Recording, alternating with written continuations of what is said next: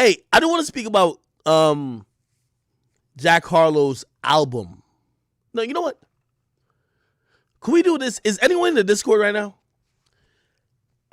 Could the people in the Discord get a panel? I mean, a fair panel that could talk. 5, 6 people, maybe 7, 8. I want to talk to y'all about Jack Harlow's album because Jack Harlow's whole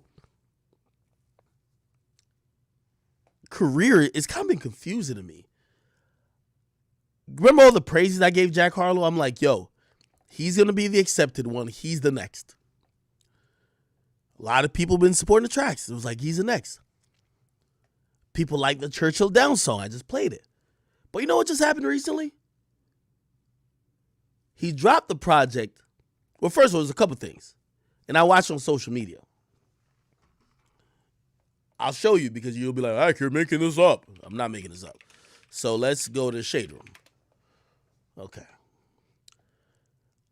I watch people, and I don't know if they're turning on him slightly because he's white, or because he's getting too much love, or because maybe they're just being honest. You get me? Let me see if I could pull this up. Give me a second.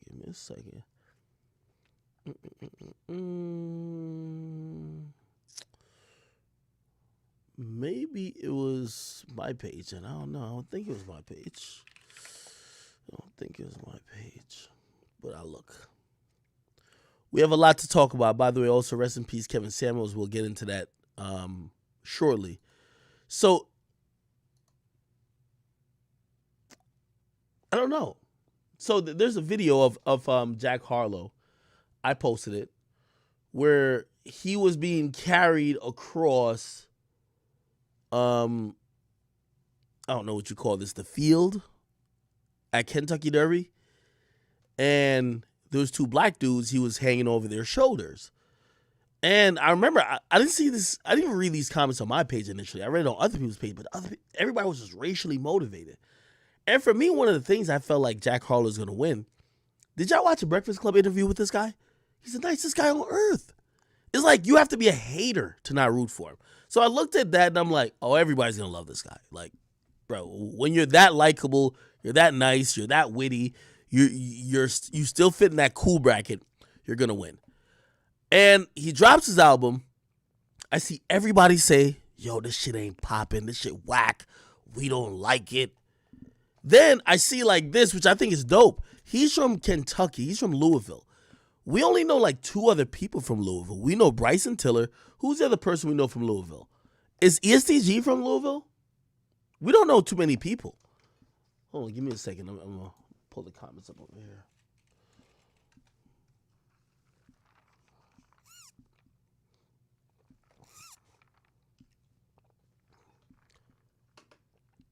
Somebody says, Hush says, you're already wrong.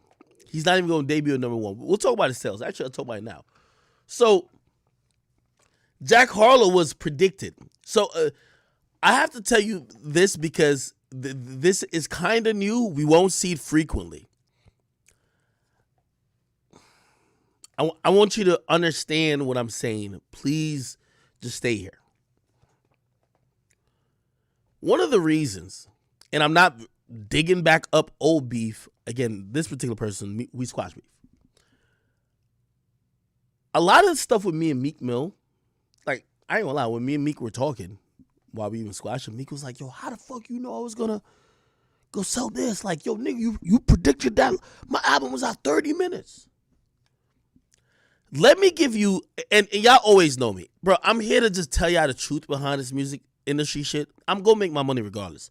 They never, like, I don't have to fucking, there's the people who I feel like should be hiding secrets and shit like that, it's just not me.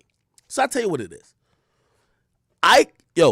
Every label has a projection for an artist before they drop a project. Bro, this is a business. Do you think that Nike, do you think that Adidas, do you think that whatever clothing or whatever brand doesn't have a projection out for what they're going to sell when they choose to make certain products?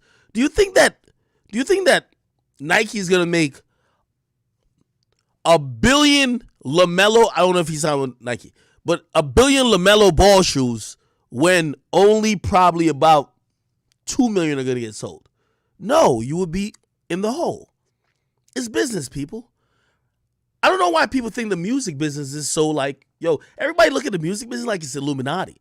It's just like every other business. They're making money. They want to make money. So when they're putting out a project by Jack Harlow, Drake, anybody else, they're going to look at it and says, and they're going to do their analysis based on singles, social reach, engagement, a million other factors that I'm probably not talking about right now. And they're going to come up with a number. I've talked to artists, and this is why I'm always shocked when they get mad at me predicting their sales. Your label has predicted your sales. The 180 really didn't come from Hits Daily Double, which a lot of people get, projections from. Didn't come from them. The 180 came from Universal Music Group. They looked at what he's done, the demographics, all the data they had, and they said he was going to probably do that. Every label has predictions. This is before the album goes out. Let me tell you what they use that info to do. If we think you're going to do 180, our budget will support what 180 will bring in. It's a business. So I see people like, you were wrong. It's a new wave of predicting. That's why even the Kendrick sales, those are predicted. They're predicted for Kendrick. Well, when I'm tweeting out label predictions, because they never give us, bro, I know everybody's predictions. Nigga, I talk to the labels. The artists act like they don't know. What? Nigga, how you know I was doing that? Nigga, you knew you was flopping from 3 weeks ago. The label probably told you or didn't tell you because they didn't want to hurt your feelings. The labels know who gonna flop, bro. I always told people like, yo, the music industry, have y'all ever gambled? I gamble a bunch. This morning I was gambling. I lost $15,000. 4 days I was gambling ago, I won $40,000. I didn't say that to brag or whatever. I said that to tell y'all, imagine I'm running a business based on gambling. You don't know if you're going to make money or lose money.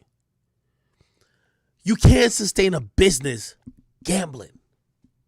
So what does labels do?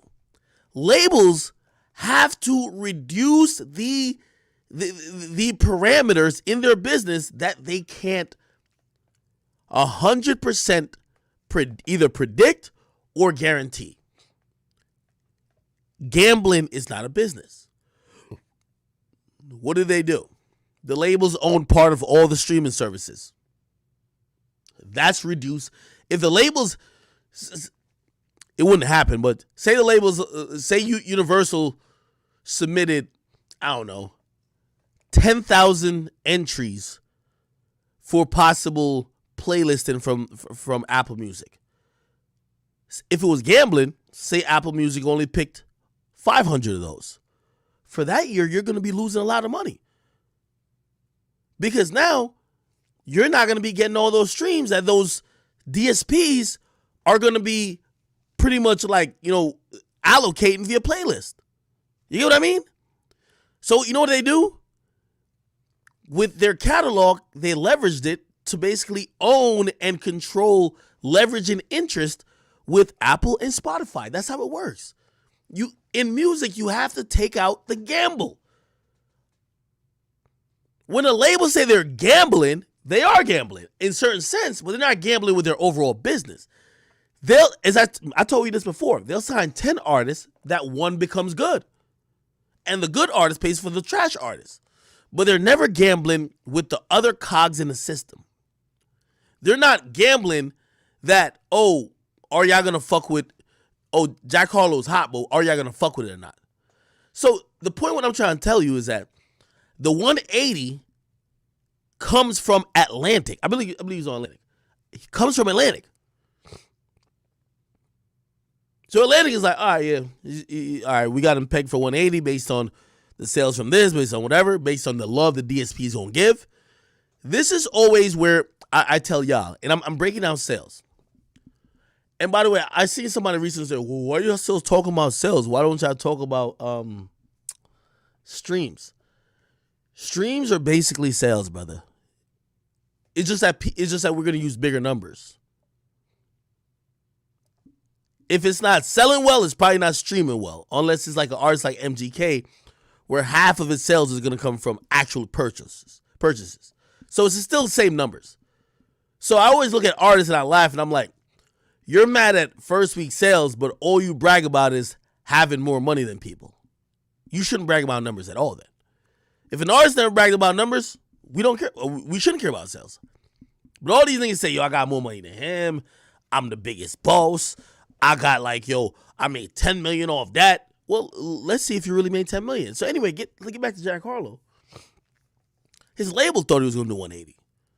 His label told the bigger conglomerate they were going to do 180. This is what is a good thing about music. Because every prediction meets the people. And it meets the best promotion ever. Word of mouth. You know Future's real projection was like 170, 180, right? People missed him so much, it went to 200. Oh, shit. Future could do like 200. You know what Future ended up doing? 227. Why? Over that week of that project being out, people loved a lot of the songs and they realized how much they fucking miss Future. So what about those projections that said he was going to do like 170, 180? They were off. You know why? The people loved it. This Jack Harlow projection is the same way.